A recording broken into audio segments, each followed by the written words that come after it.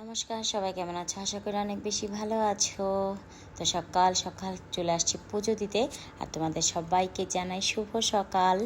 তো আজকে অনেক সকালে উঠছি, এর জন্য সব কিছু সেরে বাসি কাজটা যত ছিল সব সেরে ফেলছি।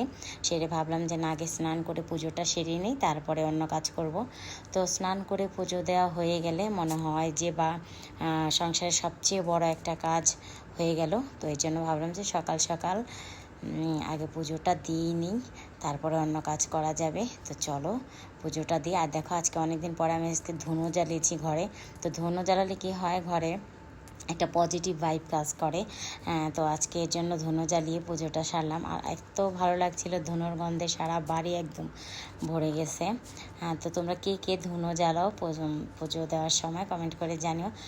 আর আমার এই ছোট্ট ভিডিওটা যদি তোমাদের ভালো লাগে থাকে, তো সবাই আমার চ্যানেলটা সাবস্ক্রাইব করে এবং লাইক কমেন্ট করে পাশে থেকো। তো চলো এখন পুজোটা শেষ করি, তারপরে আসছি তোমাদের সাথে কথা বলতে।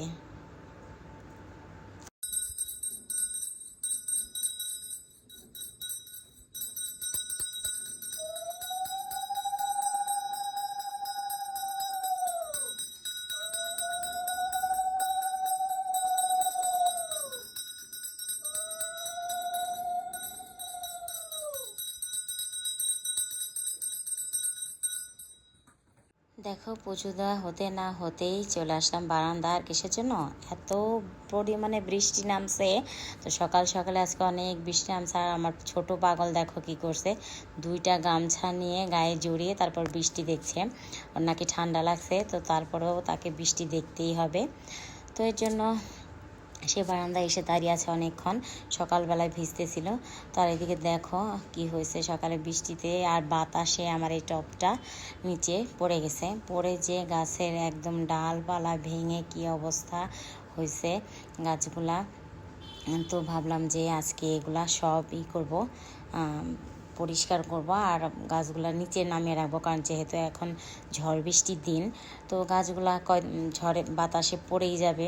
এই জন্য ভাবলাম যে নিচেই রাখবো, উপরে আর রাখবো না। তো যখন আবার ঝড় বৃষ্টি চলে যাবে তখন আবার উপরে সাজিয়ে রাখবো। তো গাছগুলো অনেক সুন্দর হয়েছিল। তো আমি ডালপালা যেগুলো ভেঙে গেছে সেগুলো আবার অন্য টবে লাগিয়ে দেওয়ার চেষ্টা করছি। তো অনেক কষ্ট লাগছিল গাছগুলা যখন ভেঙে গেছে দেখলাম। তো দেখো, এদিকে গাছগুলা সব ঠিকঠাক করে দিয়ে রান্না করতে চলে আসছি। যেমন আজকে একত্রে একদম দুপুরে রান্না করব। তো আজকে রান্না করছি হচ্ছে চিকেন আর চিকেন। এর জন্য আমি আগেই রান্না করার আগেই চিকেনটা একদম মশলা টশলা দিয়ে মেখে রেখে দিই অনেকক্ষণ। তো আমার কাছে এইভাবে চিকেন রান্না করলে ভালো লাগে। অনেকে দেখি ভেজে রান্না করে, তো আমার কাছে এভাবে ভালো লাগে না। আমি এভাবেই রান্না করি সব সময়। তো আর তোমাদের কি বললাম যে আর কী রান্না করব। আজকে রান্না করবো হচ্ছে আর পাট শাক আর ইলিশ মাছ ভাজা। কয়েকটা ইলিশ মাছ আছে, তো যেহেতু বৃষ্টি হচ্ছে তো আজকে ইলিশ মাছ ভাজাটা খেতে ভালোই লাগবে। এই জন্য ভাবলাম যে না, আজকে ইলিশ মাছই ভাজি আর পাট শাক রান্না করি। ওর বাবা পাট শাক খেতে খুব পছন্দ করে। তো চিংড়ি মাছ, তো আজকে রান্না করবো হচ্ছে চিংড়ি মাছ দিয়ে পাট শাক, ইলিশ মাছ ভাজা আর এই চিকেন। তো বাচ্চাদের আর চিকেন হলে আর অন্য কিছু লাগে না। তো আর ওর বাবা হচ্ছে আবার চিকেনটা অতটা খেতে চায় না, তার জন্য ইলিশ মাছ ভাজা আর পাট শাক রান্না করব। তো দেখো, তোমাদের সাথে কথা বলতে না বলতে কারেন্ট চলে গেল। আর এদিকে দেখো, ইলিশ মাছটার মধ্যে আমি মশলা মাখিয়ে নিয়েছি। আর এই যে আমার শাক রান্না হয়েও গেছে। তো ইলিশ মাছটা ভালো করে একদম মেখে সর্ষের তেল দিয়ে তারপর ভেজে নিলাম। আর এদিকে মাংসটা আমার অনেকটা কষানো হয়ে গেছে। তো ঝোল দিয়ে দিছি অলরেডি। দেখো, আমি কষানোর ক্লিপটা পরে দিছি আর ঝোল দেওয়ার ক্লিপটা আগে দিয়ে দিছি ভুলবশত। তো যাই হোক, রান্না তো হয়ে গেছে। তো দেখো, এদিকে রান্না করছি মাংস আর এদিকে আমার ইলিশ মাছটা ভাজছি। তো আর সর্ষের তেল দিয়ে রান্না করলে কী হয়, আমার বাচ্চারা সর্ষের তেলের রান্না একদম খেতে চায় না। তো সর্ষের তেলের রান্না করতে গেলে কী হয়, দেখো একদম ফেনা ওঠে, কড়াই ভরে গেছে একদম, আমি মাছ দেখতেই পাচ্ছি না ফেনার জন্য। তো যাই হোক, আজকে ইলিশ মাছ দিয়ে সর্ষের তেল দিয়ে ভাজা করে খেতে ইচ্ছে করলো। এই জন্য ভাবলাম যে না, সর্ষের তেল দিয়ে করি। আর দেখো, আমি রান্না করছি একদম জানালা আটকিয়ে।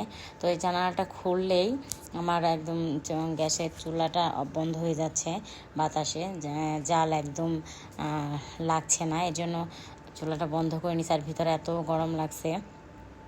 তো দেখো দুপুরে রান্না বাড়া খাওয়া দাওয়া শেষ করে চলে গেছিলাম হাঁটতে। তো হাঁটতে যেয়ে আজকে কলা নিয়ে আসছি। তো সবরি কলা আজকে বাজারে পাইনি, নিয়ে আসি কবরি কলা আর পান। আজকের ভিডিওটা কেমন লাগলো কমেন্ট করে জানিও। সবাই ভালো থেকো, টাটা।